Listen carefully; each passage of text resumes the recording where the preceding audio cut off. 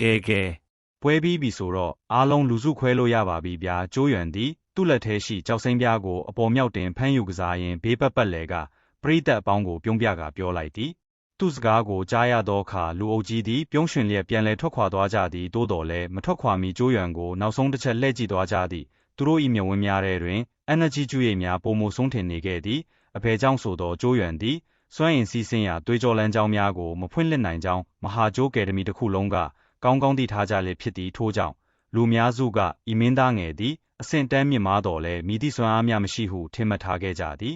သို့တော်လည်းယနေ့မြင်ကွင်းကမူထိုယူဆကိုအပြီးတိုင်ရိုက်ချိုးပစ်လိုက်ပြီဖြစ်သည်ကျိုးရွံသည်သွေးကြောလမ်းကြောင်းများကိုယာယီအားဖြင့်မဖွင့်လှစ်နိုင်သေးသည်မှာအမှန်ပင်ဖြစ်တော်လဲသူသည်အခြားစွမ်းအားတစ်ရပ်ဖြစ်သောကဘာအိုးအင်းကွက်များကိုပိုင်ဆိုင်ထားသည်ကဘာအိုးအင်းကွက်များ၏အကူအညီဖြင့်သွေးကြောလမ်းကြောင်းနှစ်ကြောင်းထိပွင့်ထားသည့်ရွှေလင်းကဲ့သို့သောသူပင်လျင်ကျိုးရွံ၏ပြိုင်ဘက်မဟုတ်ခဲ့ချေဤလောကတွင်အဆင့်တန်းနှင့်အာဏာသည်လည်းစွမ်းအားတစ်ရပ်ဖြစ်သည်မှာမှန်တော်လဲလူများကအလွယ်တကူအတိအမှတ်ပြုဆုံးသောစွမ်းအားမှာမူမိမိကိုယ်တိုင်စ조사အားထုတ်မှုကြောင့်ရရှိလာသည့်ကိုယ်ပိုင်စွမ်းရည်သာဖြစ်သည်မှာမြေကြီးလက်ခတ်မလွဲပေအဘယ်ကြောင့်ဆိုသောထို့သောစွမ်းအားမျိုးသည်လူတစ်ယောက်၏အဆင့်တန်းသို့မဟုတ်ရာထူးကြောင့်ပြောင်းလဲသွားခြင်းမရှိသောကြောင့်ဖြစ်သည်ဟေးနောက်တစ်ခါထပ်မပြောက်စေနဲ့ဦးနော်ကျိုးရွံသည်ရှောက်လန်းလာသောစုယိုဝေထံသို့ကြိတ်ကြောက်စိမ်းပြားကိုပစ်ပေးလိုက်သည်လေပြေတစ်ချက်အဝေးတွင်စုယိုဝေယူနီဖောင်းလေးကသူမခန္ဓာကိုယ်နှင့်ကက်လျက်သားဖြစ်သွားပြီးအမျိုးသမီးငယ်လေးတစ်ယောက်၏မြင်သူငေးလောက်เสียအချိုးစားကျနလာပါသောကောက်ကြောင်းများကိုပေါ်လွင်စရာယောက်ျားလေးများအဖို့စိတ်ကူးရင်စရာဖြစ်စေသည်စုယိုဝေသည်အနှဲငယ်ရှက်သွေးဖြာသွားကသူမ၏နှုတ်ခမ်းနီလေးကိုခတ်ဖို့ကိုက်လိုက်သည်ထို့နောက်ကျိုးရွံကိုကြည်လင်သောမျက်ဝန်းများဖြင့်စိုက်ကြည့်ရင်းနင်းအစဉ်ပြေရဲ့လားဟုမေးလိုက်သည်မိန်းကလေးများမှာတဘာဝအတိုင်းပင်အသေးစိတ်ကိုတတိထားမိတတ်ကြသည်ကျိုးရွံ၏လက်များအနှဲငယ်တုံရင်နေသည်ကိုသူမမြင်တွေ့ခဲ့ရသည်ဟဲနင်ရိပ်မိသွားတာပဲလားကျိုးရွံကခတ်တိုးရဲလိုက်သည်သူကသူ့လက်ကိုမြောက်ပြလိုက်ရာလက်ဖွားတစ်ခုလုံးညီမြန်းနေသည်ကိုတွေ့ရသည်မင်းမှာစောကပြင်းထန်လာသောလက်တီးချက်ကြောင့်ဖြစ်ပေါ်လာသည့်အကျိုးဆက်ပင်သွေးကြောလမ်းကြောင်းတစ်ခုမှမပွင့်သေးတော့ခန္ဓာကိုယ်ရဲ့ပင်ကိုယ်ခန္ဓာရည်ကအနှဲငယ်နှိမ့်ချနေတုံးပဲလေကျိုးရွံကတပ်ပြင်းချလိုက်သည်သူသည်တန်မဏိအရေပြားအင်းကွက်ပေါ်ပါသောခန္ဓာကိုယ်အင်းကွက်နှင့်ရုံးကန်တောင်းကျမ်းသောနွားလာဥဒဘအင်းကွက်တို့၏စွမ်းအားများကိုခိတ္တချီငါပြီးဘင်းဤခွန်အားအမျက်နှုံးနှင့်အရေပြားမှကြောမှုကိုမြင့်တင်ခဲ့တော်လဲသူခန္ဓာကိုယ်၏အတွင်းပိုင်းကမူအားနည်းလွန်းနေသေးသည်ထို့ကြောင့်အင်အားတုတ်ပြန်မှုတန်အနှဲငယ်ကခန္ဓာကိုယ်ရဲ့သို့စိတ်ဝင်သွားကခံရခတ်စေခြင်းဖြစ်သည်ခန္ဓာကိုယ်တစ်ခုလုံးကိုယာယီအားဖြင့်တောင့်တင်းခိုင်မာစေနိုင်တဲ့ကဘာအိုးအင်းကွက်အချိုးရှိတယ်လို့ဆရာကပြောဘူးတယ်အဲ့ဓာတွေကိုသာနင်တက်မြောက်သွားရင်အင်အားတုံ့ပြန်မှုတန်ကြောင့်ထိခိုက်မှာမဟုတ်တော့ဘူးဟုစုယိုဝေကခဏမျှစဉ်းစားပြီးနောက်ပြောလိုက်သည်ကျိုးရွံကခေါင်းညိတ်ရင်းအဲ့ဒီလိုအင်းကွက်မျိုးတွေရဲ့အဆင့်ကမနှိမ့်ဘူးလေဟုပြန်ပြောလိုက်သည်ကဘာအိုးအင်းကွက်များကိုအဆင့်9ဆင့်ခွဲခြားထားသည်ဟုဆိုကြသည်သို့တော်ကျိုးရွံလက်ရှိအသုံးပြုခဲ့သောအင်းကွက်များမှာအခြေခံအဆင့်မျှသာရှိသေးပြီးအဆင့်တစ်ခုပင်မသတ်မှတ်နိုင်သေးချေထို့ကြောင့်လောလောဆယ်တွင်ထိုကဲ့သို့သောအင်းကွက်မျိုးကိုသူမတင်ယူနိုင်သေးပေစုယိုဝေကနှုတ်ခမ်းကိုကိုက်လျက်စိုးရိမ်ပူပန်သောလေတံဖြင့်ဒါဆိုရင်နင်တကယ်စူးစမ်းရတော့မယ်နောက်လာမှာကြားမယ်ចောင်းသားတစ္ဆာမေးပွဲမှာအဆင့်တရှိတဲ့ကဘာအိုးအင်းကွက်တစ်ခုကိုမရေးဆွဲနိုင်ရင်နင်ထိတ်ဆုံး10ယောက်စရင်ထဲဝင်ဖို့မလွယ်ဘူးဟုဆိုလိုက်သည်အကယ်လေးကျိုးရွံသာចောင်းသားတစ္ဆာမေးပွဲတွင်ရလက်မကောင်းပါကမကောင်းသတင်းများအနှံ့အပြားထွက်ပေါ်လာမည်မှာတေချာသည်ကျိုးရွံကသူ့လက်ကိုနှိပ်နေရင်မစိုးရိမ်ပါနဲ့ငါဘာလုပ်ရမလဲဆိုတာငါသိပါတယ်ဟုပြန်ဖြေလိုက်သည်သူ့မျက်ဝန်းများအနှဲငယ်ကျဉ်းမြောင်းသွားသည်ယခုအချိန်တွင်သူမျှော်လင့်နိုင်သည်မှာနောက်ထပ်2ရက်အကြာတွင်တွားရောက်မိဘိုးဝါပိုင်မြေကြီးစဉ်ကသာသူ့ထံတွင်သွေးကြောလမ်းကြောင်းရှစ်တွယ်ပေါ်မလာသည့်အဓိကပြဿနာကိုဖြေရှင်းပေးနိုင်ရန်ဖြစ်သည်အကယ်လေးမအောင်မြင်ခဲ့ပါကနောက်ဆုံးရေးချယ်မှုအနေဖြင့်ကဘာအိုးအင်းကွက်လေးလာခြင်းနဲ့သာသူ့အင်အားအလုံးကိုပုံဩရတော့မည်ဖြစ်သည်သို့တော်လည်းသူသည်ကဘာအိုးအင်းကွက်တစ်ခုတည်းကိုပဲလေးလာရမည့်ဘဝကိုတော့အမှန်တကယ်မလိုလားပေစုယိုဝေသည်ကျိုးရွံတိတ်ဆိတ်သွားသည်ကိုမြင်သောအခါအကဲခတ်မိစွာဖြင့်အကြောင်းအရာကိုပြောင်းလိုက်သည်သူမင်းမျက်ဝန်းများကတခုခုကိုစဉ်းစားနေဟန်ဖြင့်အယောင်တောက်သွားပြီးပြုံးရွှင်စွာပြောလိုက်သည်မင်းသားငယ်နင့်လက်ကိုငါဆေးလိမ့်ပေးရမလားတော်ပါပြီနင့်လိုလှပတဲ့မိန်းကလေးတစ်ယောက်ရဲ့ကူညီမှုကိုသာငါလက်ခံလိုက်ရင်တယောက်ကမြင်သွားပြီးငါ့ကိုကွယ်ရာမှာနှိပ်ကွက်ဖို့နေလန်းပေါင်းစုံတုံးကြလိမ့်မယ်ဟုကျိုးရွံကဆနောက်သောအပြုံးဖြင့်ပြန်ဖြေလိုက်သည်စင်စစ်စုယိုဝေသည်မဟာကျိုးအကယ်ဒမီတွင်တော်တော်လေးရေပန်းစားသောမိန်းကလေးတစ်ဦးဖြစ်သည်စုယိုဝေကသူ့ကိုမကြေမနက်ဖြင့်မျက်စောင်းထိုးလိုက်ပြီးနင်ကဒီလောက်တောင်ကြောက်တတ်နေမှာတော့ငါလည်းမကူညီတော့ဘူးင ငါစာကြည့်တိုက်ကိုသွားပြီးစာအုပ်တွေစီရဦးမယ်ဟုဆိုသည်မင်းမှာသူမမိသားစုစားဝတ်နေရေးအတွက်ဝင်ငွေအနှဲငယ်ရရန်ကိုယ်တိုင်ရှာဖွေထားသောအချိန်ပိုင်းလုပ်တစ်ခုဖြစ်သည်သူမကမိသားစုအခြေအနေကမကောင်းသည့်အပြင်စောင့်ရှောက်ရမည့်အဖိုးအိုတူလည်းရှိနေသောကြောင့်ကျောင်းဖွင့်ရက်များတွင်မဟာကျိုးကယ်ဒမီနှအလုပ်တစ်ခုခုကိုအမြဲရှာဖွေလုပ်ကင်လေးရှိသည်ထိုစကားကိုကြားသောအခါကျိုးရွံအနှဲငယ်တွန့်ဆုတ်သွားပြီးမှကျောင်းသားတစ္ဆာမေးပွဲအတွက်တလပဲလိုတော့တယ်အချိန်ကတိတ်မရှိဘူးနင်းအချိန်ကိုတွေးကြောလန်းကျောင်းတွေဖွင့်လှစ်တဲ့နေရာမှာပဲပိုသုံးတင်တယ်လို့ငါထင်တဲ့အကယ်လေးလိုအပ်ရင်ငါမင်းသားငယ်ကျိုးရွံစကားမဆုံးခင်မှာပင်စုယိုဝေကကြားဖြတ်တားမြစ်လိုက်သည်သူစုယိုဝေကိုကြည့်လိုက်ရာထိုမိန်းကလေးနှုတ်ခမ်းနီနီလေးသည်တင်းတင်းစေထားပြီးသူ့ကိုတည်ကြည်စွာစိုက်ကြည့်နေသည်သူမိလေတံသည်တိုးညင်းညင်သာတော်လဲလစ်လျူရှုလင်မရသောပြတ်သားမှုအင်အားတစ်ခုပါဝင်နေသည်နေငါကိုအများကြီးကူညီပြီးပါပြီငါဘဝကံကြမ္မာကိုပြောင်းလဲပေးနိုင်မဲ့ဒီနေရာကိုခေါ်ဆောင်လာပေးခဲ့တဲ့အတွက်ငါနှလုံးသားထဲကနေတကယ်ကျေးဇူးတင်ပါတယ်ဒါပေမဲ့နင်ကိုယ်တိုင်ပဲပြောဖူးတယ်မလားငါတို့ကသူငယ်ချင်းတွေပါဆိုကျိုးရွံသည်သူရှိမှမိန်းကလေးကိုငေးကြည့်ရင်းအဲလာသွားခဲ့သည်သူမကတောက်ပသောမြဝင်းအိမ်အောက်ခြေတွင်ပြင်ပလူများသတိမထားမိနိုင်သည့်အရာတစ်ခုကွယ်ဝတ်နေပုံရသည်မင်းမှာသူမနှလုံးသားအောက်ခြေနာကာကွယ်စောင့်ရှောက်ထားလိုသည့်နောက်ဆုံးလက်ကျန်တိတ်ခါမှန်ပင်ဖြစ်သည်သူမသာပါစဟလိုက်လျင်ကျိုးရွံကသူမလိုအပ်သမျှအရာအလုံးကိုဖြစ်စေပေးမိကိုသူမကောင်းကောင်းသိသည်သို့တော်ထို့သောဖြစ်လာပါကသူမနှင့်ကျိုးရွံကြားရှိဆက်ဆံရေးတွင်အပြောင်းလဲအချို့ဖြစ်ပေါ်သွားလိမ့်မည်သူမသည်စတင်သည့်ကျွမ်းကျင်ကလေးကသူတို့နှစ်ဦးကြားကဆက်ဆံရေးကိုအလွန်ဂရုတစိုက်ထိန်းသိမ်းခဲ့သည်ကျိုးရွံသည်မဟာကျိုးအင်ပါယာ၏မြင့်မြတ်လာသောမင်းသားတစ်ပါးဖြစ်ပြီးသူမကမူတာမန်ရက်သူတူသာဖြစ်သည်သူတို့နှစ်ဦးကြားကကွာဟချက်ကကြီးမားလွန်းလာသဖြင့်သူတစ်ပါး၏အတင်းဖြင်းကဲ့ရဲ့မှုကိုခံရလွယ်သည်သူမသည်ထိုသို့သောကဲ့ရဲ့မှုများကိုမကြောက်တော်လဲကျိုးရွံ၏အထင်သေးမှုကိုတော့မခံကျင်ပေထို့ကြောင့်သူမသည်မဟာကျိုးကယ်ဒမီသို့ဝင်ရောက်ပြီးကတည်းကမိမိခြေထောက်ပေါ်မိမိရပ်တည်နိုင်ရန်အစွမ်းကုန်စူးစမ်းခဲ့သည်ထို့အတူသူတို့ကြားရှိအဆင့်တန်းကွာဟချက်ကိုကျော်လွှားနိုင်ရန်ကြင်ကြံခြင်းလုပ်ငန်း၌လည်းအပတ်ကုတ်စူးစမ်းခဲ့သည်သူမခုစူးစမ်းမှုကအလွန်အောင်မြင်ခဲ့သည်မဟာကျိုးကယ်ဒမီစတင်တည်ထောင်ချိန်မှဆက်လက်တွေးကြောလန်းကြောင်းကိုအမြန်ဆုံးဖွင့်လှစ်နိုင်ခဲ့သည့်ပါရမီရှင်တဦးအဖြစ်လူတိုင်းကသူမကပါရမီကိုအတိအမှတ်ပြုလာကြသည်ထိုမြမကကျိုးရွံဤခမီးတော်ကျိုးချင်းနားတဲ့အထိပင်သူမွေးအမိကကြော်ကြားလာခဲ့သည်ကောင်းပါပြီများ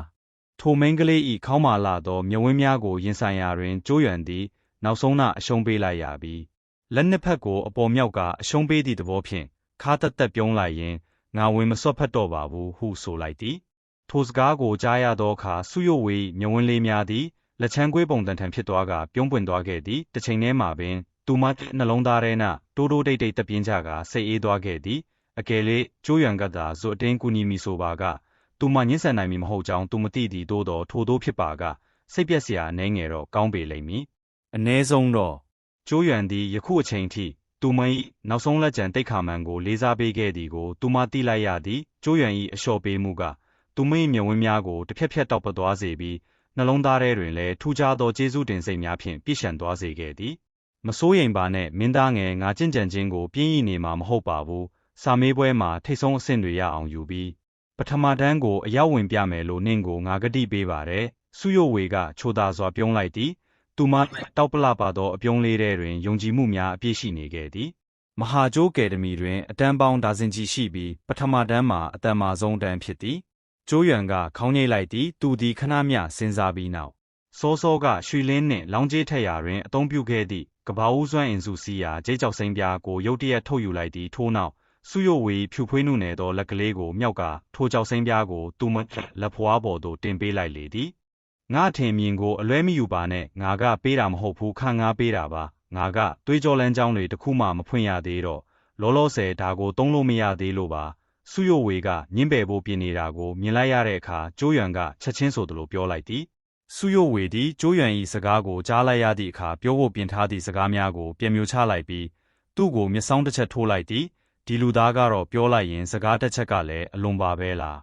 းငါသွားတော့မယ်စုယိုဝေသည်ကဘာဦးစွမ်းအင်စုစီးရာဂျိတ်ကြောက်စိမ်းပြားကိုတင်လိုက်ပြီးနှာခေါင်းတစ်ချက်ရှုံကကျိုးရွံဘေးမှဖျက်လျှောက်သွားသည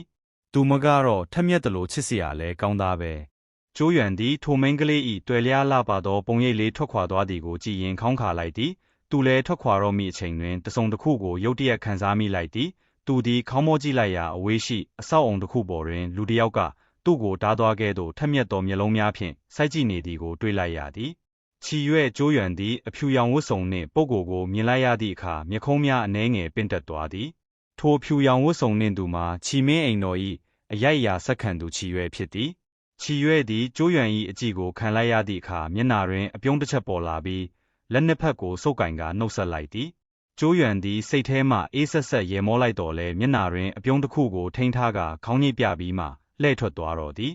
အဆောက်အုံထိပ်တွင်ချီရွဲ့သည်ကျိုးရွံထွက်ခွာသွားသည်ကိုကြည့်နေသည်ချီရွဲ့သည်စိတ်ထဲမှတိုးတိုးလေးရေရွတ်လိုက်ရင်းမျက်နှာတွင်ဆနောက်သောအမူအရာတစ်ခုပေါ်လာသည်မင်းသားငယ်တစ်ပါးကဒီလောက်အထိကဘာဦးအင်းကွက်ပညာရက်မှာကျွမ်းကျင်လိမ့်မယ်လို့ဘယ်တော့မှမထင်ခဲ့မိဘူးချီရွဲ့၏နောက်မှမိန်းကလေးတစ်ယောက်ရှောက်ထွက်လာသည်သူမသည်အရက်ရှိသွဲလျပြီးအလွန်လှပသောမိန်းကလေးဖြစ်သည်တခုတည်းသောအားနည်းချက်မှာပါလွာသောနှုတ်ခမ်းများဖြစ်ပြီးသူမကိုကျင်နာမှုမရှိသူတစ်ယောက်ကဲ့သို့ပုံပေါက်စေသည်စုယိုဝေနှင့်ရှင်လိုက်လျင်သူမကဆွဲဆောင်မှုနေပါနေသည်သူမသည်ကျိုးရွံထွက်ခွာသွားသောလမ်းကြောင်းဘက်သို့မထီမဲ့မြင်ကြည့်လိုက်ပြီးအေးဆက်ဆက်နှာခေါင်းရှုံးလိုက်သည်ကဘာဦးအင်းကွက်ဆိုတာဘေးလန်းစင်သာဖြစ်ပါတယ်ဘလောက်ပဲပညာတတ်မြောက်ပါစေမိမိကိုယ်ကိုပြောင်းလဲနိုင်မှာမဟုတ်သလိုတက်တန်းမှာလည်းကန့်သက်ချက်ရှိနေမှာပါပေါ့စေရင်တော့တာမန်လူတစ်ယောက်ရဲ့လက်ချက်နဲ့တောင်တည်သွားနိုင်တယ်သူမကိုလျိုရှိဟုခေါ်ပြီးသူမ၏ဖခင်မှာမဟာကျိုး၏မျိုးစားတဦးဖြစ်သည်လူတို့ကသူ့ကိုမျိုးစားလျိုဟုခေါ်ကြပြီးသူကအာဏာရှိသူများထဲတွင်တဦးပါဝင်ဖြစ်သည်ပြက်ချက်နှင့်ပတ်သက်လျက်လျိုရှိနှင့်ကျိုးရွံကြားတွင်ဆက်နွယ်မှုအချို့ရှိသည်ဟုဆိုနိုင်သည်လွန်ခဲ့သောနှစ်အနည်းငယ်ကကျိုးချင်းသည်ချီမင်းအိမ်တော်၏အာဏာများတိုးပွားလာသည်ကိုသတိပြုမိခဲ့သည်သူတို့ကိုထိန်းချုပ်ရန်အတွက်မျိုးစားလျိုကိုအလေးချိန်တစ်ခုအဖြစ်ထားရှိရန်စီစဉ်ခဲ့သည်ထို့ကြောင့်ကျိုးချင်းသည်သူတို့နှစ်ဖက်စလုံးကြားတွင်အိမ်အောင်ပြုရန်အဆိုပြုခဲ့သည်သူသည်ကျိုးရွံနှင့်မျိုးစားလျို၏သမီးလျိုရှိကိုလက်ထပ်ပေးပြီးနှစ်ဖက်အိမ်တော်ကြားဆက်ဆံရေးကိုခိုင်မာစေလိုသည်မျိုးစားလျိုသည်ကျိုးချင်း၏အဆိုပြုချက်နှင့်ပတ်သက်လျက်အနှဲငယ်တွန့်ဆုတ်နေခဲ့သည်မဟာကျိုး၏နန်းတော်မှာလည်းယိုယွင်းနေပြီးအရိုက်အရာဆက်ခံသူကျိုးရွံမှာလည်းတွေးကြောလန်းကြောင်းမဖွင့်နိုင်သောကြောင့်ဖြစ်သည်ထို့အပြင်မျိုးစားလျိုသည်ယိုရှိကိုအလွန်ချစ်မြတ်နိုးသည့်အတွက်သူမသဘောထားကိုမေးမြန်းခဲ့သည်ယိုရှိသည်အလွန်မာနာကြီးသောမိန်းကလေးဖြစ်ပြီးကျိုးရွံကိုချိုရင်းသောမင်းသားတစ်ပါးဟုသာထင်မြင်သည်ထို့ကြောင့်သူမသည်တွန့်ဆုတ်ခြင်းမရှိဘဲညှင်းပယ်ခဲ့ပြီးကျိုးရွံကိုဖားတကောင်ကဟင်တာသားကိုစားကျင်နေတဲ့ကဲ့သို့ဖြစ်သည်ဟုပင်အတင်းဖြင်းများဖြန့်ခဲ့သည်ထိုအကြောင်းမှာထိုစဉ်ကလူပြောများသောဟာသတစ်ခုပင်ဖြစ်ခဲ့သည်သူမတုတ်ပြန်မှုကိုမြင်သောအခါမျိုးစားလျိုသည်ကျိုးချင်းကိုညှင်းပယ်ရန်အကြောင်းပြချက်အဖြစ်သုံးခဲ့သည်ဤအကြောင်းမှာကြာမြင့်ခဲ့ပြီဖြစ်တော်လဲယခုအချိန်တွင်သူမဖားတကောင်ဟုခေါ်ခဲ့ဘူးသောကျိုးရွံကိုပြန်တွေ့ရသည့်အခါယိုရှိသည်စိတ်ထဲတွင်အနှဲငယ်မတတ်မတာဖြစ်မိသည်ချီရွဲ့သည်သူမအစကားကိုကြားသောအခါရေမောပြီးခေါင်းညိတ်သည်ဒီနှစ်ကျောင်းသားတစ္ဆာမေးပွဲမှာပါဝင်မဲ့ထိတ်တန်းကျောင်းသားတွေကငါ့ဘက်မှာရှိနေကြပြီးသားပါကဲလေငါတို့ရဲ့မင်းသားကျိုးရွံကဒီလောက်ကဘာဦးအင်းကွက်ပညာရဲ့လေးနဲ့အောင်မြင်မယ်လို့ယုံကြည်နေရင်တော့ငါသူ့ကိုအဆက်ခွဲပစ်လိုက်မှာပါသူသည်ဤနေရာတွင်ရက်လိုက်ပြီးမျက်လုံးများကျဉ်းမြောင်းသွားသည်ဒါပေမဲ့စုယိုဝေရဲ့ပါရမီကတော့တကယ်ကိုအဲ့ရဖို့ကောင်းပြီးသူမရဲ့အနာဂတ်ကလည်းအရန်တောက်ပနေရဲ့အခွင့်အရေးရှိရင်သူမကိုငါတို့ဘက်ပါလာအောင်အစွမ်းကုန်စူးစမ်းရမယ်ဤစကားကိုကြားသောအခါလျိုရှိ၏မျက်နှာပေါ်တွင်မကျေနပ်မှုတစ်ခုပေါ်လာသည်သူမသည်မျက်မှောင်ကျုပ်လိုက်ပြီးသူမကသွေးကြောလန်းကြောင်းသုံးကြောင်းပဲပွင့်တဲ့တာမန်မိန်းကလေးတစ်ယောက်ပါငါတို့သူမကိုစီးယုံလို့မရရင်သူမကိုခြေလက်ဖြတ်ပစ်ဖို့အခွင့်အရေးရှာရမယ်ဟုပြန်ဖြေသည်ယိုရှိသည်မြင့်မြတ်သောမိသားစုမှဆင်းသက်လာပြီးပါရမီလည်းရှိသည်အတိတ်ကသူမသည်မဟာကျိုးအကယ်ဒမီတွင်အယောင်တောက်ပစုံးပူလဲတစ်လုံးဖြစ်ခဲ့သည်သို့သောစုယိုဝေပေါ်လာသည့်အချိန်မှဆက်လက်သူမ၏အယောင်ဝါမှာမိမ့်မိန်သွားခဲ့သည်ပြက်ချက်ကယိုရှိကိုဣတာမန်မိန်းကလေးစုယိုဝေကိုအလွန်ရင်ရှာစေခဲ့သည်ချီရွဲ့သည်ယိုရှိစုယိုဝေပေါ်မုန်းတီးမှုကိုကြားလိုက်ရသည်သူသည်ရေမောလိုက်ပြီးပင်းเจ้าကိုထပ်မပြောတော့ဘဲကျိုးရွံထွက်ခွာသွားသောပုံရိပ်ကိုသာစိုက်ကြည့်နေသည်ကြည့်ရတာဒီကျိုးရွံကကိုယုံကြည်မှုမရှိတော့လဲပုံပဲဒါကြောင့်လဲအနာဂတ်မှာအားကိုးဖို့အတွက်ပါရမီရှင်တယောက်ကိုကြောထောက်နောက်ခံပြုဖို့စူးစမ်းနေတာနေမှာကျိုးရွံကျိုးမျိုးနွယ်စုရဲ့မြင့်မြတ်တဲ့နဂါးကတကယ်ကိုနဂါးချိုရင်းဖြစ်သွားပြီပဲအဲ့ဒီလိုဆိုရင်တော့မင်းတို့ကျိုးမျိုးနွယ်စုလည်းပြီးဆုံးတော့မှာပဲနေမင်းဆက်တင်ထွက်ပေါ်လာချိန်တွင်နှွေးထွေးသောမနက်ခင်းနေရောင်ကြီးသည်မဟာကျိုးမြို့တော်ပေါ်သို့တက်ရောက်ကမြို့ကိုလင်းထိန်သွားစေသည်မဟာကျိုးနန်းတော်ကျိုးရွံသည်တညလုံးအိမ်မပျော်ခဲ့ပေနန်းတော်တကားသို့သူအရောက်သွားသည့်အခါနန်းတော်ဆောင်တပ်သားများကယိုသေးစွာရက်ဆောင်နေကြပြီဖြစ်သည်တပ်သား1000ခန့်ရှိသောစစ်သည်များသည်လေးလံသောစစ်ဝတ်တန်စာများကိုဝတ်ဆင်ထားပြီးအေးဆက်ဆက်အလင်းရောင်များတောက်ပနေသောလက်များကိုကင်ဆွဲထားကြသည်မင်းမှာအင်အားကြီးမားသောစစ်တပ်တစ်ခုဖြစ်သည်ကျိုးချင်းသည်မိတောက်တပွဲနီရဲသောမြင်းကောင်းတစ်ကောင်ပေါ်တွင်ထိုင်နေသည်သူကကျိုးရွံအလျင်မြန်လျှောက်လာသည်ကိုမြင်သောအခါပြုံးလျက်အစင်သင့်ဖြစ်ပြီလားဟုမေးလိုက်သည်ယနေ့သည်မဟာကျိုး၏ဘိုးဘွားပူဇော်ပွဲနေ့ဖြစ်သည် ကျိုးရွံသည်ခေါင်းကိုပြင်းပြင်းထန်ထန်ညှိလိုက်ပြီးမျက်ဝန်းထဲတွင်မျောလင်းချက်များတောက်ပလာသည်သူခန္ဓာကိုယ်ထဲမှသွေးကြောလန်းကြောင်းရှစ်သွယ်ပြန်ပေါ်လာမလားသွေးကြောလန်းကြောင်းဖွင့်ခြင်းကျင့်စဉ်ကိုစတင်နိုင်မလားဆိုတာဒီနေ့မှာပဲဆုံးဖြတ်ချက်ချရတော့မည်ကိုသူသိသည်စောင်းလျှောက်သူတဦးကနောက်ထပ်မိတောက်တစ်ဖွဲနီးရဲသောမြင်းတကောင်ကိုခေါ်ဆောင်လာသည်မြင်း၏အမီးဖျားတွင်မိတောက်များလောင်ကျွမ်းနေပြီးခေါင်းမာမူကြောက်မက်ဖွယ်ကောင်းသောချင်းသေးတကောင်နှင့်တူသည်ဤတတဝါကိုမိကျင့်သည်မြင်းဟုခေါ်ဆိုပြီးအဆင့်တကဘာဦးသားရဲ့ဖြစ်သည်မြင်းသည်နားချိန်မရှိဘဲမိုင်ပေါင်းတစ်ထောင်ထိပြေးလွှားနိုင်သည်ဇီစာကြောင့်တက်သောမိကျင့်သည်မြင်းကိုစီကံတကြဖြစ်အောင်လေ့ကျင့်ထားပြီးဖြစ်သည်ထို့ကြောင့်ကျိုးရွံမြင်းပေါ်တက်လိုက်သည့်အခါမြင်းသည်မိတောက်နေသောအမီးကိုတစ်ချက်ရမ်းလိုက်ပြီးငြိမ်ကျသွားသည်ကျိုးရွံသည်မြင်းဆက်ကြိုးကိုဆွဲကင်လိုက်သည်လူငယ်၏နက်မောင်သောမျက်ဝန်းများမှာတောက်လောင်နေတောင်ရှိပြီးတွားကြရအောင်ဖခင်ဟုပြောလိုက်သည်ကျိုးချင်းသည်ရေမောလေးခေါင်းညိတ်ပြီးနောက်လက်ကိုဝေ့ရမ်းလိုက်သည်ဝူခရာတံမီဟဲလာပြီးတသားတစ်ထောင်၏တက်ဖွဲ့သည်ကျိုးချင်းနှင့်ကျိုးရွံကိုဝင်းရံကအကာအကွယ်ပေးထားသည့်ရေစီးကြောင်းကြီးတစ်ခုအဖြစ်ပြောင်းလဲသွားသည်ထို့နောက်တုံခါတံများဖြင့်နန်းတော်ထဲမှထွက်ခွာလာပြီးမြို့လမ်းမများအတိုင်းမြို့ပြင်သို့အလျင်မြန်ထွက်ခွာသွားကြသည်မဟာကျိုးတော်ဝင်မျိုးနွယ်စု၏ဘိုးဝါပိုင်မြေသည်တော်ဝင်တင်ချိုင်းသည်ရှိရာနေရာဖြစ်သည်တော်ဝင်တင်ချိုင်းသည်မဟာကျိုးမြို့တော်မှမိုင်တရာခန့်ဝေးကွာတော်လဲသူတို့၏အရှိန်ဟုန်ဖြင့်၄နာရီအတွင်းရောက်ရှိနိုင်မည်ဖြစ်သည်မြင့်မားသောတောင်စိမ်းကြီးတစ်ခုအောက်တွင်ကျိုးချင်းနှင့်ကျိုးရွံတို့မြင်းပေါ်မှဆင်းလိုက်သည်တော်ဝင်စောင့်တပ်သားများကဝင်ပေါက်နေရာအသီးသီးတွင်နေရာယူထားကြသည်ငှက်တကောင်ပင်အနားကပ်လာလျင်အသက်ခံရမည့်အခြေအနေဖြစ်သည်ဒီနေရာကငါတို့မဟာကျိုးတော်ဝင်မျိုးနွယ်စုရဲ့တင်ချိုင်းတည်ရှိရာပဲကျိုးချင်းကသူတို့ရှိခံရသောတောင်စိမ်းကြီးကိုလက်ညှိုးထိုးပြသည်ခဏတာတိတ်ဆိတ်သွားပြီးနောက်သူကဖြင်းချင်းစွာပြောလိုက်သည်အရင်တုန်းကဒီနေရာကငါတို့ကျိုးမျိုးနွယ်စုစတင်ခဲ့တဲ့နေရာပဲစူးစမ်းအားထုတ်မှုတွေအများကြီးလုပ်ပြီးမှနောက်ဆုံးမှာမဟာကျိုးအင်ပါယာကိုတည်ထောင်နိုင်ခဲ့တာဒါပေမဲ့ငါလက်ထက်မှာပဲဘိုးဘေးတို့ရဲ့စူးစမ်းအားထုတ်မှုတွေပြန်ပြီးမူလအခြေအနေအတိုင်းဖြစ်သွားရတော့မှာကိုဘယ်တော့မှမထင်ခဲ့မိဘူးကျိုးရွံကကျိုးချင်းဤစိတ်တကြနေသောမျက်နှာကိုကြည့်ပြီးဖခင်ကိုအပြစ်မတင်ပါနဲ့ဝူမျိုးနွယ်စုကကြံစီမှုတွေနဲ့ရက်ဆက်လုံးလို့သာသူတို့ကနှစ်တရာလောက်ကြိုတင်ကြံစီထားတာကိုဘယ်သူမှကြုံမသိနိုင်ဘူးဒီအမားကဖခင်ကြောင့်မဟုတ်ပါဘူးဟုတိုးညင်းစွာပြောလိုက်သည်ကျိုးချင်းခါတက်ရဲလိုက်သည်သူသည်ဤအကြောင်းအရာကိုဆက်မပြောတော့ဘဲကြောက်လေကားများစီသို့လျှောက်သွားသည်ငါနောက်လိုက်ခဲ့ကျိုးရွံခေါင်းညိတ်ပြီးအလျင်မြန်လိုက်သွားသည်ကြောက်လေကားများသည်တောင်ထိပ်သို့ဥတီနေသည်တိမ်တိုက်များထဲသို့တန်းတန်းမတ်မတ်ရောက်ရှိသွားမည်လေကားထစ်ပေါင်း9990ကိုထစ်ရှိသည်နှစ်ဦးစလုံးသည်လေးနက်သောမျက်နှာမူအရာဖြင့်ဖြည်းဖြည်းချင်းတက်သွားကြသည်အချိန်တန်ကြာပြီးနောက်သူတို့သည်တောင်ထိပ်သို့ရောက်ရှိလာကြသည်ထိုနေရာတွင်အနက်ရောင်နှကုန်းတော်တစ်ခုရှိသည်နှကုန်းတော်သည်ရှေးကျပြီးလမင်းကြီးများစွာ၏ရောင်ခြည်ကိုခံယူထားပုံရသည်တောင်တန်းသုံးခုမှာမြေပြင်ပေါ်တွင်ဝတ်ထားသောနဂါးများကဲ့သို့ကွေ့ကောက်နေသည်မင်းတို့ကကျိုးရွံ၏ခြေအောက်ရှိတောင်စိမ်းကြီးကိုပူလဲလုံးကိုဝန်းရံထားသောနဂါးသုံးကောင်ကဲ့သို့ကာကွယ်ထားသည်မင်းကိုကြည့်လိုက်သည်နှင့်ခန့်ညားထည်ဝါသောအရှိန်အဝါတစ်ခုကိုအလိုလိုခံစားရသည်ဘလောက်ခန့်ညားတဲ့အရှိန်အဝါလဲကျိုးရွံချီးကျူးလိုက်သည်သူတို့ကျိုးမျိုးနွယ်စု၏ဘိုးဘွားပိုင်မြေသည်ဖုံးရွှေမြေနေရာကောင်းအလွန်ကောင်းသည်မှာထင်ရှားသည်အင်ပါယာတစ်ခုကိုတည်ထောင်နိုင်ခဲ့သည်မှာအံ့ဩစရာမဟုတ်တော့ပေ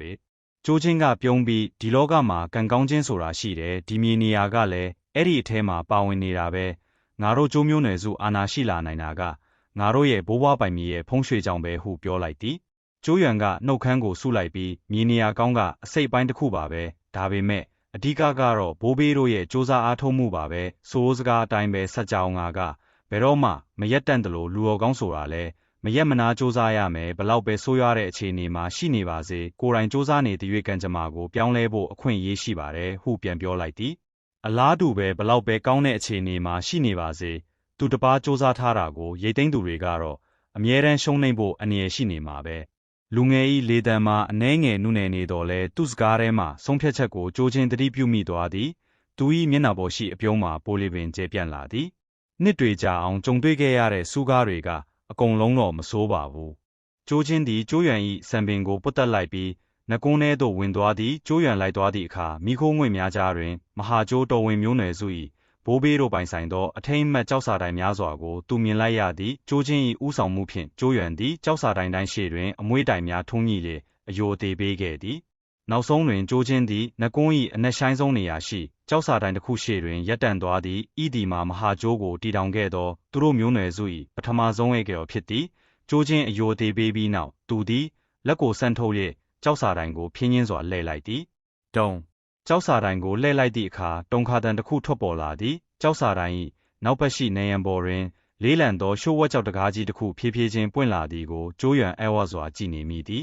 ကျောက်တကားအတွင်းပိုင်းသည်နှမိုင်းနေပြီးအလွန်ရှို့ဝှက်ဆန်းကျယ်သည်ကျိုးချင်းသည်ကျောက်တကားကိုကြည့်ရင်ရှုပ်ထွေးသောမျက်နှာမူအရာဖြင့်မင်းရဲ့သွေးကြောလမ်းကြောင်းတွေကိုဖွင့်နိုင်မလားကြင်ကြံခြင်းကိုစတင်နိုင်မလားဆိုတာဒီနေရာပေါ်မှာပဲမူတည်တော့တယ်ဟုပြောလိုက်သည်ထိုစကားကိုကြားသောအခါကျိုးရွံ၏မျက်နှာမူအရာမှာတင်းမာသွားပြီးလက်သီးကိုတင်းတင်းဆုပ်လိုက်သည်သူသည်မိမျှပင်ရင့်ကျက်နေပါစေသွေးကြောလမ်းကြောင်းဖွင့်လှစ်ခြင်းနှင့်ပတ်သက်သည့်အရေးကြီးသောကိစ္စရပ်များတွင်တော့စိတ်တည်ငြိမ်အောင်မထိန်းနိုင်ခဲ့ပေကျိုးချင်းသည်ကျိုးရွံကိုတစ်ချက်ကြည့်ပြီးနောက်ကြောက်တကားကိုဖျက်ကျော်သွားသည်သူတို့နောက်တွင်ကြောက်စင်ကြံလမ်းရှည်ကြီးရှိသည်လမ်းတစ်လျှောက်တွင်မိကွက်များထုံးညှိထားသဖြင့်နေရာမှာအနှဲငယ်မိုင်းညို့နေသည်နှစ်ဦးစလုံးစကားမပြောကြပေလမ်းလျှောက်တံများသာလျင်စင်ကြံလန်းတစ်လျှောက်ပြည့်နှက်နေသည်10 မိနစ်ခန့်လျှောက်သွားပြီးနောက်ကျိုးချင်းနှင့်ကျိုးရွံတို့၏လျှောက်လန်းတံများရပ်တန့်သွားသည်သူတို့သည်စင်ကြံလန်း၏အဆုံးသို့ရောက်ရှိသွားပြီးသူတို့၏မျက်စိရှေ့တွင်ကျေပြောလာသောရှေးဟောင်းကူတစ်ခုပေါ်လာသည်ဂူ၏အဆုံးတွင်ကြောက်စင်မြင့်တစ်ခုရှိသည်ကျိုးချင်းသည်ကြောက်စင်မြင့်စီသို့တန်းတန်းမတ်မတ်လျှောက်သွားသည်ထိုအခါမှသာကြောက်စင်မြင့်၏မျက်နှာပြင်ပေါ်တွင်ရှေးဟောင်းကဘာအိုးအင်းကွက်များထွင်းထုထားသည်ကိုကျိုးရွံသတိပြုမိသည်ဤကဘာအိုးအင်းကွက်များသည်ပုံစံတစ်ခုကိုဖော်ဆောင်နေသည်လက်ရှိကဘာအိုးအင်းကွက်များပေါ်နားလည်ထားသည့်ကျိုးရွံ၏ဗဟုသုတအရာသူသည်ပြည်အင်းကွက်များမှာမိသည့်အဆင့်ရှိသည်ကိုလုံးဝမသိရှိနိုင်ပေမင်းတို့ကိုစိတ်ထဲတွင်မြင်အောင်ရန်စူးစမ်းလိုက်ုံနှင့်ပင်သူစိတ်လိညင်မှာအလွန်ပင်ပန်းနွမ်းနယ်သွားပြီးမူးဝေလာသည့်ထို့ကြောင့်သူသည်အကြည့်ကိုချက်ချင်းရုပ်သိမ်းလိုက်သည်ဖခင်ကျိုးရွံသည်ကျိုးချင်းကိုကြည့်လိုက်သည်သူ၏သွေးကြောလမ်းကြောင်းရှစ်သွယ်မပေါ်လာသည့်ပြဿနာကိုဒီနေရာမှာဖြေရှင်းနိုင်ပါမလားကျိုးချင်းသည်ကြောက်စင်မြင့်ပေါ်ရှိရှေးဟောင်းကဘာအိုးအင်းကွက်များကိုကြည့်ရင်မျက်နှာမူအရာမှာပိုလီပင်လေးနက်လာသည်သူကငါတို့ကျိုးမျိုးနွယ်စုထဲမှာရှို့ဝှက်ချက်တစ်ခုလက်ဆင့်ကမ်းလာခဲ့တယ်ဒီရှို့ဝှက်အခန်းထဲမှာငါတို့ကျိုးမျိုးနွယ်စုနှစ်တောင်းတိုင်တိုင်ကြီးဝအောင်မြင်စေမဲ့ကံကြမ္မာကြီးတစ်ခုရှိနေတယ်လို့ဆိုကြတယ်ဒီကံကြမ္မာကြီးရဲ့တောချက်ကကျိုးမျိုးနွယ်စုစက္ကန့်သူရဲ့သွေးပဲဒါပေမဲ့ဧကရော်တိုင်းဒီကိုလာပြီးသွေးနဲ့ဒီကံကြမ္မာကြီးကိုဖွင့်ဖို့စူးစမ်းခဲ့ကြပေမဲ့အားလုံးပဲကြာရှုံးခဲ့ကြတယ်ဟုပြောလိုက်သည်ဤအချက်တွင်သူသည်ကျိုးရွံကိုကြည့်ကာဆက်ပြောလိုက်သည်ဒါကြောင့်မလို့ငါမင်းကိုဒီနေရာကိုခေါ်လာတာဒီကံကြမ္မာကြီးကိုမင်းဖွင့်နိုင်မလားဆိုတာကြည့်ဖို့ပေါ့အကယ်လေမင်းသာအောင်မြင်ခဲ့ရင်မင်းရဲ့သွေးကြောလမ်းကြောင်းရှစ်သွယ်ပြဿနာကိုဖြေရှင်းဖို့ကခက်ခဲတော့မှာမဟုတ်ဘူးဗျာကျိုးရွံသည်ရှေးဟောင်းကြောက်စင်မြင့်ကိုအံ့ရတကြီးငေးကြည့်နေမိသည်သူတို့ကျိုးမျိုးနွယ်စုတွင်ဤသို့သောရှို့ဝှက်ချက်မျိုးလက်ဆင့်ကမ်းထားလိမ့်မည်ဟုသူလုံးဝမထင်မှတ်ထားခဲ့ပေတွားလေဟုကျိုးချင်းကကျိုးရွံ၏ပခုံးကိုပုတ်ရင်းပြောလိုက်သည်ကျိုးရွံသည်အသက်ကိုပြင်းပြင်းရှူသွင်းလိုက်သည်သူ့နှလုံးသားကစီတလုံးလိုတရိမ့်နှိမ့်ခုန်နေတော်လဲတတိမွေးကကြောက်စင်မြင့်ပေါ်သို့တက်လန်းသွားပြီးရှေးဟောင်းနှင့်ရှို့ဝှက်ဆန်းကျယ်လာသောကဘာအိုးအင်းကွက်များကြားတွင်ထိုင်လိုက်သည်သူသည်ခြုံထက်သောဓားငယ်လေးတစ်လက်ကိုထုတ်ယူကာသွားကိုကြိတ်ပြီးလက်ကောက်ဝတ်ကိုခုတ်လိုက်သည်သွေးနွေးနွေးများချက်ချင်းစီးကျလာပြီးကဘာအိုးအင်းကွက်များ၏လမ်းကြောင်းများတစ်လျှောက်ပြန့်နှံ့သွားသည်အသက်ရှူနှုံးအနှဲငယ်အတွင်းမှာပင်ကြောက်စင်မြင့်ပေါ်ရှိကဘာအိုးအင်းကွက်များသည်သွေးနီရောင်သို့ပြောင်းလဲသွားသည်ကြောက်စင်မြင့်အပြင်ဘက်တွင်ကျိုးချင်းသည်ဤမြင်ကွင်းကိုစိုးရိမ်တကြီးကြည့်ရှုနေပြီ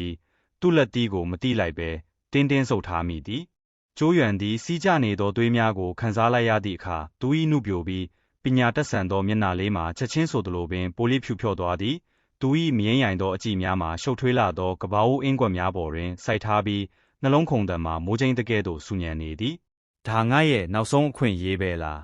ကျိုးရွံသည်တွားကိုတင်းတင်းကြိတ်ကာသူ့စိတ်ကိုထိုးနှက်နေသည့်မူးဝေမှုများကိုသိခံလိုက်သည်ထိုအချိန်တွင်မိခင်ဖြစ်သူချင်းရီတွေးရန်နေသည့်မြင်ကွင်းကသူ့မျက်စိရှေ့တွင်ပြန်ပေါ်လာပြီးသူ့ရင်ထဲတွင်နာကျင်မှုလိုင်းများပြန့်နှံ့သွားသည်ငါအတွက်နဲ့မိခင်ရဲ့ကျန်းမာရေးထိခိုက်ခဲ့ရပြီးတက်တန်းပါတိုးသွားခဲ့ရတယ်ငါအတွက်နဲ့ဖခင်ကဝူဖီရင်ရဲ့လက်ချက်နဲ့လက်တစ်ဖက်ဆုံးရှုံးခဲ့ရတယ်ငါကံကြမ္မာတွေအလွတ်ခံခဲ့ရတယ်ငါရဲ့မြင့်မြတ်တဲ့ငကားသွေးကြောပျက်စီးခဲ့ရတဲ့အစိတ်တွေက